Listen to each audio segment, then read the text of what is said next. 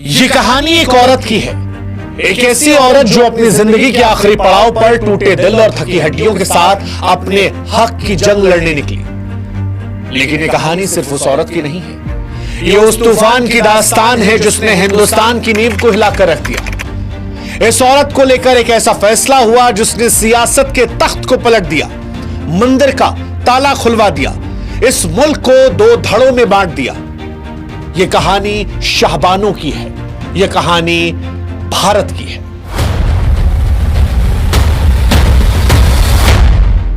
शाहबानों बनाम मोहम्मद अहमद खान। 40 साल पहले साल 1985 में एक ऐसा केस आया जिसने राजनीतिक भूचाल ला दिया। ऐसा भूचाल जिसकी लपटें आज भी सुलग रही हैं। वो ताला खुलना, वो दंगे होना, वो वोटों का सफाया होना, सब कुछ उस एक औरत की पुकार की वजह से। हिंदुस्तान में बंबई दंगों से लेकर गुजरात दंगों तक, दाऊद इब्राहिम से लेकर नेताओं की सियासत तक, सब कुछ उस औरत की पुकार की देन रहा।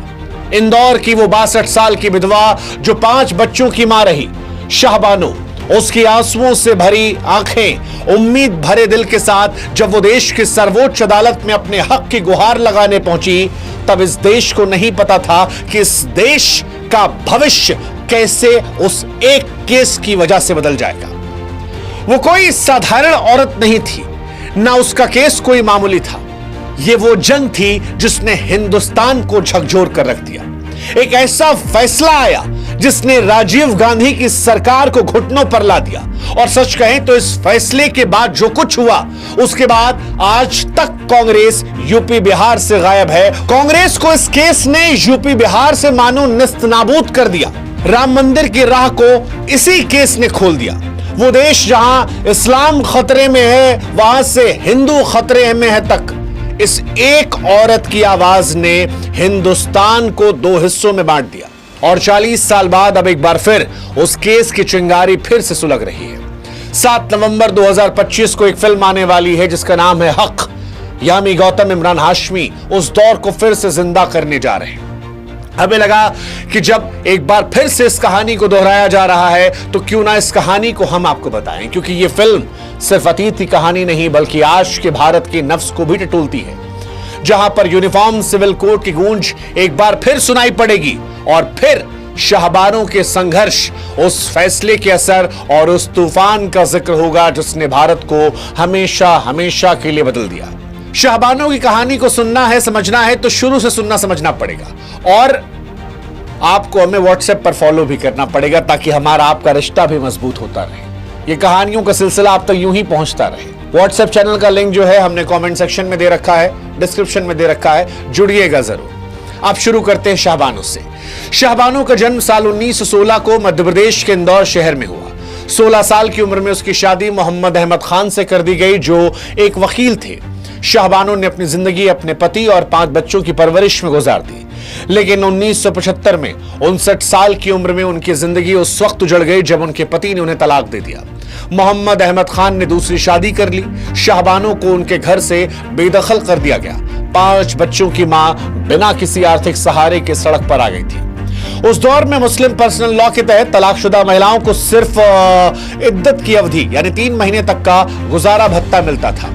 मोहम्मद अहमद खान ने शाहबानों को 200 रुपए महीने का गुजारा भत्ता देना शुरू किया, लेकिन साल 1978 में वो भी बंद कर दिया। शाहबानों जो अब 62 साल की हो चुकी थी, अपने और अपने बच्चों की जीविका के लिए कोई रास्ता ना देखकर इंदौर की मजिस्ट्रेट कोर्ट में गुजारा भत्ता मांगने का केस दायर कर दिया। उन्होंने आपराधिक दंड संहिता सीआरपीसी की धारा 125 के तहत अपने हक की मांग की, जो हर पति को अपनी पत्नी और बच्चों को आर्थिक सहायता देने का आदेश देती है, चाहे वो किसी भी धर्म का हो। और यहीं से शाहबानों की लड़ाई शुरू होती है। शाहबानों केस इंदौर की निचली अदालत से शुरू हुआ और धीरे धीरे ऊपरी अदालतों तक पहुंच गया। साल 1989 मजिस्ट्रेट कोर्ट ने उनके पक्ष में फैसला सुनाया और मोहम्मद अहमद खान को 25 रुपए महीने का गुजारा भत्ता देने का आदेश दिया, लेकिन ये राशि इतनी कम थी कि उससे शाहबानों गुजारा मुश्किल था। इस फैसले को उन्होंने चुनौती दी और मध्य प्रदेश हाईकोर्ट ने साल 1990 में गुजारा भत्ता बढ़ाकर लगभग 180 रुपए कर दिया। मोहम्मद अहमद खान ने इस फैसले को फिर सुप्रीम कोर्ट में चुनौती दी उनका तर्क था कि मुस्लिम पर्सनल लॉ के तहत तलाकशुदा पत्नी को सिर्फ इद्दत की अवधि तक गुजारा भत्ता मिलना चाहिए और उसके बाद पति की कोई जिम्मेदारी नहीं रहती। अब यह मामला सिर्फ शाहबानो और उनके पति का नहीं था, ये धर्म, कानून और संविधान के टकराव का प्रतीक बन गया था। फिर आई वो तारीख जिस दिन सुप्रीम कोर्ट का ऐतिहासिक फैसला हुआ। 23 अप्रैल साल 1985 को सुप्रीम कोर्ट की 5 जजों की बेंच, जिसकी अध्यक्षता मुख्य न्यायाधीश YB चंद्रचूड़ ने की, उन्होंने शाहबानो के पक्ष में फैसला सुना दिया। कोर्ट ने कहा कि सीआरपीसी की धारा 125 सभी भारतीय नागरिकों पर लागू होती है, चाहे धर्म कोई भी हो। मुस्लिम पर्सनल लॉ को इस धारा के यूपर प्राथमिकता नहीं दी जा सकती। कोर्ट ने मोहम्मद अहमद खान को शाहबानो को 500 रुपए महीने का गुजारा भत्ता देने का आदेश दिया। इसके साथ ही कोर्ट ने टिप्पणी की कि यूनिफॉर्म सिविल कोड लागू करने की जरूरत है ताकि सभी धर्मों के लिए समान कानून बन सके। यह फैसला न केवल शाहबानो के लिए जीत था, बल्कि यह भारत के संविधान के समानता के सिद्धांत की भी जीत थी। लेकिन इस फैसले ने एक ऐसी आग को भी भड़का दिया जिसने पूरे देश को अपनी चपेट में ले लिया। सुप्रीम कोर्ट का यह फैसला आते ही देश में हंगामा मच गया। मुस्लिम कट्टरपंथी संगठनों और नेताओं ने इसे इस्लाम के खिलाफ करार दिया। All India Muslim personal law board ने कहा कि यह फैसला शरीयत में दखल देता है। देश भर में प्रदर्शन शुरू हो गए, इस्लाम खतरे में है का नारा गूंजने लगा। दूसरी तरफ हिंदू संगठनों ने इस फैसले को समानता की जीत के तौर पर देखना शुरू किया और इसे यूनिफॉर्म सिविल कोड की दिशा में पहला बड़ा कदम बताया। उस समय देश में राजीव गांधी की सरकार थी, जिन्होंने 1984 के चुनाव में भारी बहुमत से जीत हासिल की थी। लेकिन शाहबानो केस ने उनकी सरकार को मुश्किल में डाल दिया। मुस्लिम समुदाय के बड़े वर्ग का गुस्सा और वोट बैंक खिसकने का डर कांग्रेस को सताने लगा। राजीव गांधी ने इस दबाव में आकर एक ऐसा कदम उठाया जिसने उनकी सरकार और कांग्रेस की साख को हमेशा के लिए दागदार कर दिया। साल 1986 में कांग्रेस सरकार ने संसद में मुस्लिम महिला अधिनियम पारित किया। इस कानून में सुप्रीम कोर्ट के फैसले को पलट दिया गया और कहा गया कि तलाकशुदा मुस्लिम महिलाओं को सिर्फ इद्दत की अवधि तक ही गुजारा भत्ता मिलेगा। इसके बाद उनकी जिम्मेदारी उनके परिवार या फिर वक्फ बोर्ड की होगी। इस कानून को ही शाहबानो फैसले का उलटफेर माना गया।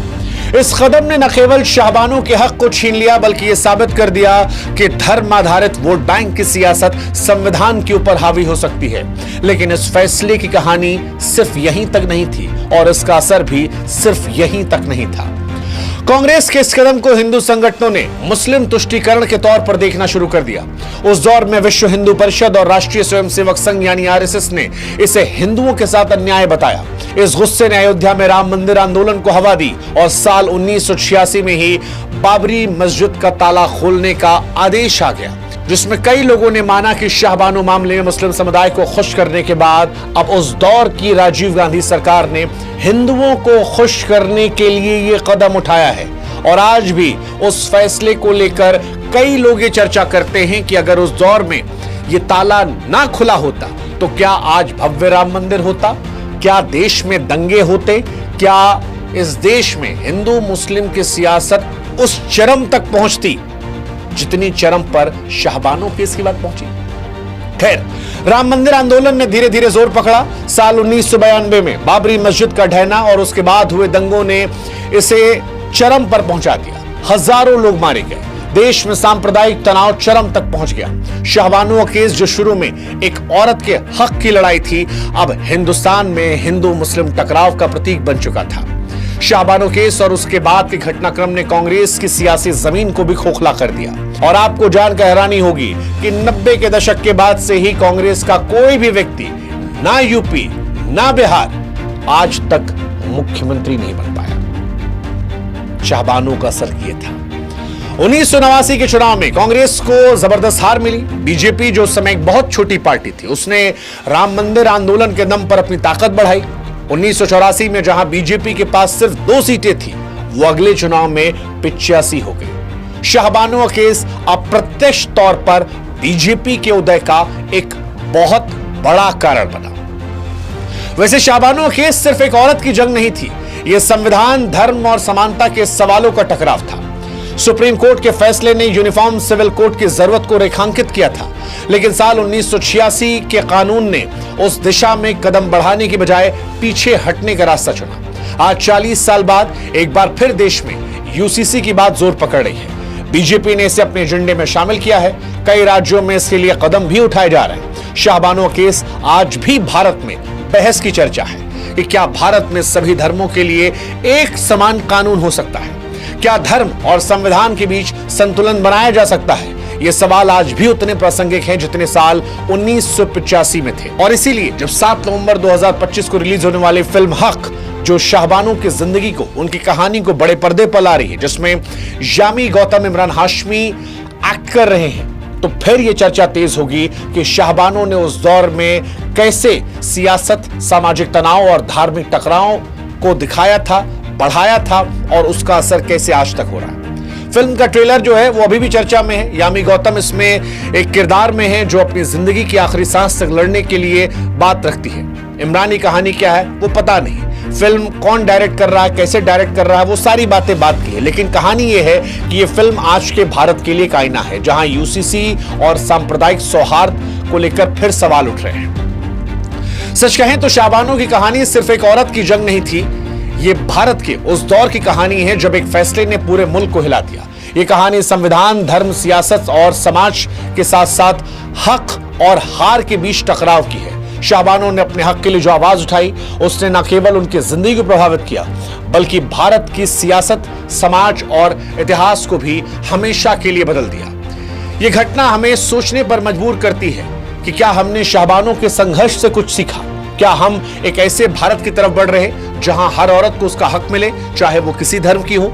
शाहबानो की चीख आज भी गूंज रही है, और उसकी गूंज हमें याद दिलाती है कि औरत की आवाज कितनी ज्यादा ताकतवर हो सकती है।